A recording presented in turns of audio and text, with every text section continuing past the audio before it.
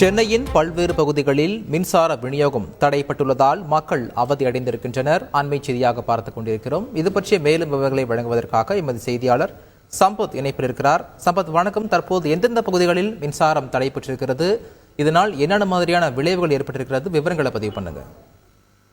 வணக்கம். சென்னையில் பல்வேறு பகுதிகளில் கடந்த ஒரு மணி நேரத்துக்கு மேலாக மின்சார விநியோகமானது முழுமையாக தடைப்பட்டுள்ளது.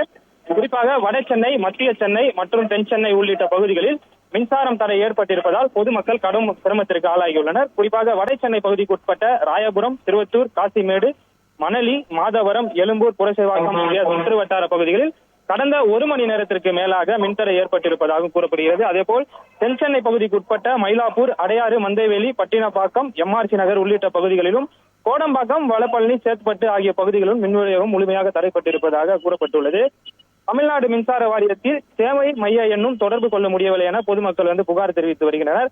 அதேபோல் சமூக வலைதளமான எக்ஸ் வலைதளத்தில் சென்னை மக்கள் மின்தடை குறித்து பொதுமக்கள் கருத்தும் பதிவிட்டு வருகின்றனர். குறிப்பாக பிரதான சாலைகள் அனைத்திலும், அதாவது அண்ணா சாலை, அடையாறு, ஜெமினி போன்ற பிரதான சாலைகளும் இந்த மின்தடை ஏற்பட்டிருப்பதால் சாலையில் எரியக்கூடிய மின் விளக்குகளும் தடைப்பட்டிருப்பதாகவும், இதனால் சாலையில் செல்லக்கூடிய வாகன ஓட்டிகள் பெரும் சிரமத்திற்கு ஆளாயிருப்பதும் நம்மால் பார்க்க முடியுது.